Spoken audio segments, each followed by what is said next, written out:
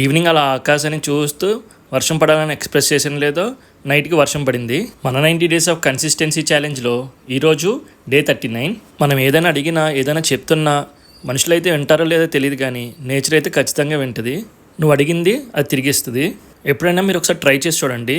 అది నైటా డే టైమా సంబంధం లేకుండా జస్ట్ అలా ఓపెన్ ఎయిర్లో ఆకాశాన్ని చూస్తూనో ఏదైనా మొక్కను చూస్తూనో మీరు ఏదైనా ఒకటి అనుకోండి, అది ఖచ్చితంగా మీకు వర్కౌట్ అవుద్ది. అలా అని చెప్పని నువ్వు ఏ పని చేయకుండా జస్ట్ అలా కూర్చుంటే అవ్వదు. నీ పని నువ్వు చేసుకుంటే వెళ్ళిపో. నువ్వు ఏదైతే కొనుక్కున్నావో అది నేచర్ని అడుగు, ఖచ్చితంగా నీకు నెరవేరుద్ది. నేను చాలాసార్లు చాలా ఆర్టికల్స్ చదివాను అండ్ అలాగే చాలా చోట్ల విన్నాను కూడా. మేబీ ఒకవేళ నేను చెప్పేది మీకు నమ్మకంగా అనిపించకపోతే ఒకసారి మీరే వెళ్ళి యూట్యూబ్లోనో గూగుల్లోనో సెర్చ్ చేసి చూడండి, మీకు రియాలిటీ అర్థమైద్ది. ఒకవేళ నిజంగానే మీరు అడిగింది అది నేచర్ మీరు చేయాలి అంటే కనుక డెఫినెట్గా దాన్ని మీరు నీట్గా మెయింటైన్ చేయాలి. అలా అని చెప్పని మొత్తం ఇప్పుడు ప్రపంచమంతా మిమ్మల్ని క్లీన్ చేసామని చెప్పట్లేదు.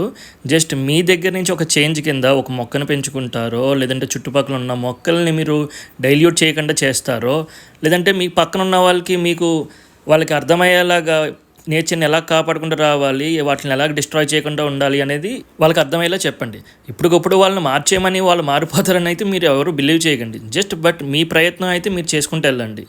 అందరూ విన్నా వినకపోయినా ఒక పర్సన్ చేంజ్ అయినా మీ మనసుకు ఒక సాటిస్ఫాక్షన్ ఉంటుంది. మనకి ఇంత చేసే ఈ నేచర్కి మనం కూడా ఎంతో కొంత చేసాము రిటర్న్ అన్న ఒక హ్యాపీనెస్ అయితే ఉంటుంది. మనలో 90% పీపుల్ మనుషులతో మాట్లాడకుండా మొబైల్లోనే కూర్చుని ఆ వీడియోస్ చూస్తూ నవ్వుకుంటూ ఉంటారు. జస్ట్ ఆ గ్రీనరీ మీద వాటర్ పడేటప్పుడు చూడండి, మీకు ఆటోమేటిక్గా నవ్వు వస్తుంది, ఒక పీస్ఫుల్గా అనిపిస్తుంది మైండ్కి కానీ మనసుకి కానీ.